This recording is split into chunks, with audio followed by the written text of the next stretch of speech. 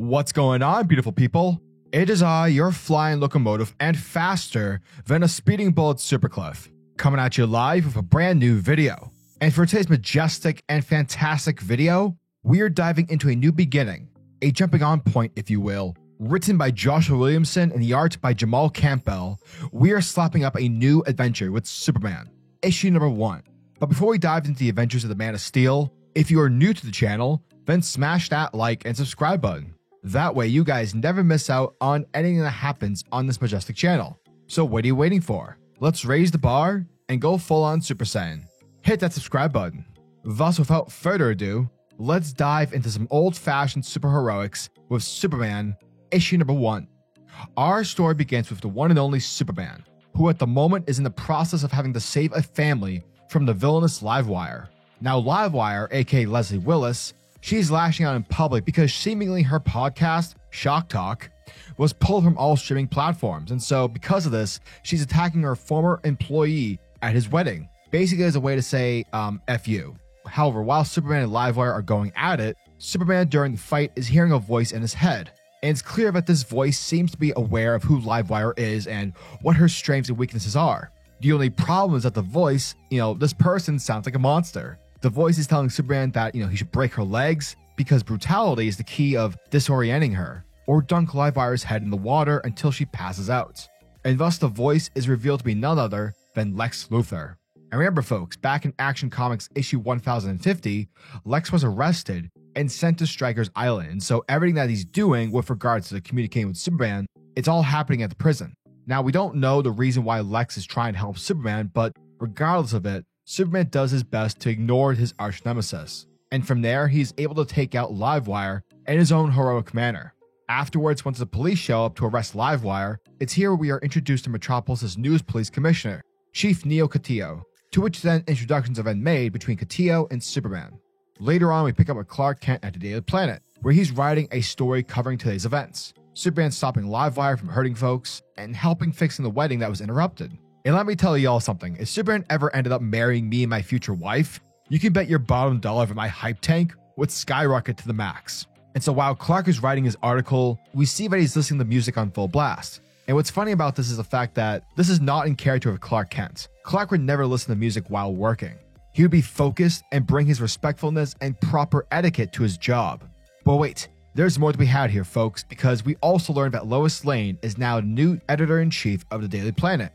Given what happened in the Action Comics, Perry White, after having a stroke, is now on sabbatical, aka a leave of absence. Now sadly for Lois, she's coming off like she's stressed. It's not that she can't do the job, but rather she doesn't want to be editor-in-chief. Lois would much rather be on the field, finding new stories to uncover, because at the end of the day, being reported is embedded in her DNA.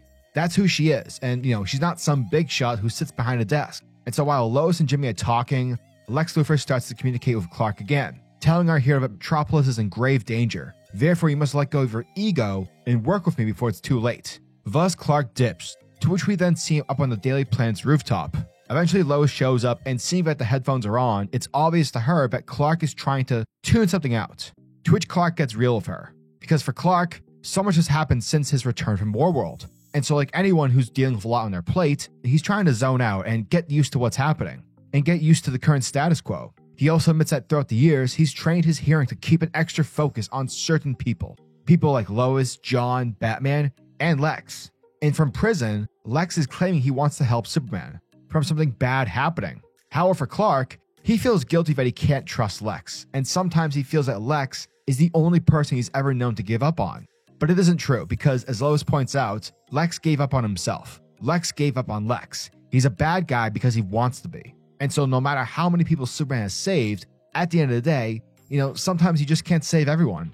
And from there, the two begin to make out. But without a solid second passing, the two are then abruptly interrupted by Jimmy Olsen. But Jimmy doesn't give a damn if the two lovebirds are making out, because he's here to get some pictures because something is happening across the city, to which Clark sees what's happening. And so with that, while Jimmy is busy taking photos, because remember, only those closest to Clark know who he is, Superman suits up and flies immediately over to LexCorp, for it seems that LexCorp is under attack. But before Clark can make sense as to what's happening, the name LexCorp is changed via nanotech into the Superman symbol, for no longer is the building named LexCorp. Instead, it's Supercorp. and thus Mercy Graves gives us the ins and the outs on what's happening. Check it.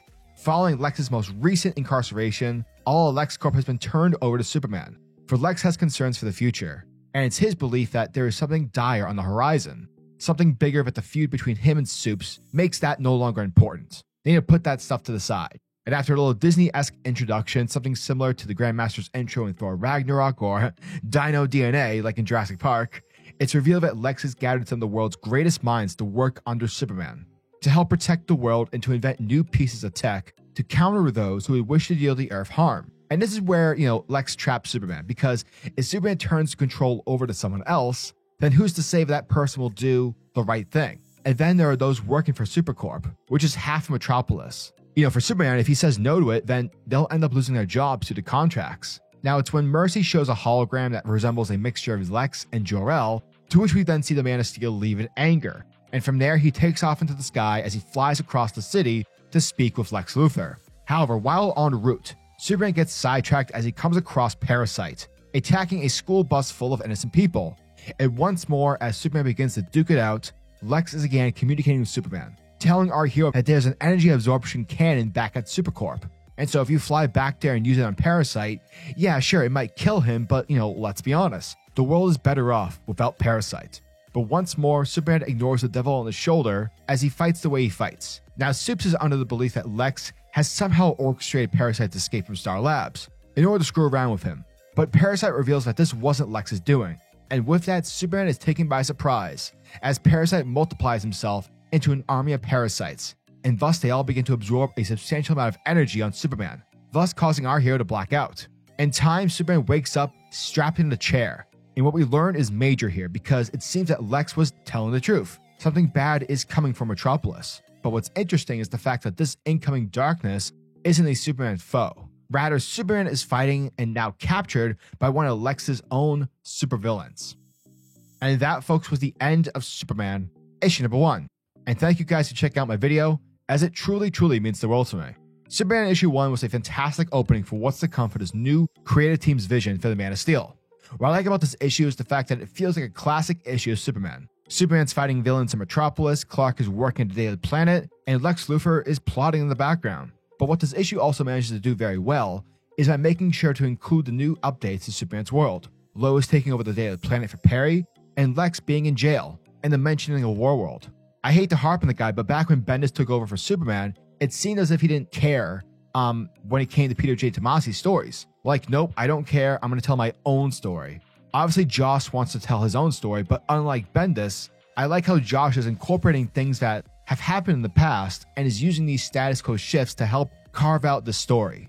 Joshua Williamson is playing well with others, and so it's nice seeing that someone cares and is genuinely trying to, yes, build his own story, but while still treating the past, that what happened in the past was important. Another thing I want to mention is the book's art. One of the reasons why Naomi Season 1 from 2019 was so good was because of the artist Jamal Campbell. His style brought so much energy, and not once did I not understand what our characters were feeling. Everything is super comprehensible, and through Campbell's work, we see how mad Lois is when having to be the editor-in-chief, or we see how emotional and angry Superman gets when it comes to Lex Luthor. The art is fantastic, and I love that Jamal Campbell is getting more work, especially the opening page in this issue where we sort of get like a flashback or like an understanding of the status quo of where Superman is, where it's all blended and incorporated in his cape. I thought that was really well done, and I hope to see more stuff like that as the series progresses. So yeah, overall, this issue was great. It captured all the highs of the classic Superman, but while also injecting a breath of fresh air with its telling, along with some majestic art encompassing the book. So yeah, as always, I'm your majestic sayer over at Supercliff, and if you guys are new to the channel, then do me a solid by smashing that like and subscribe button, and also the notification bell so you'll never miss out on an upload, and so that you'll always be kept up to date with your favorite top tier comics happening in the comic book world. Now tell me, what are your thoughts and your opinions on this issue? Are you guys excited for issue number 2? Let me know down in the comment section below. And until the next video, peace.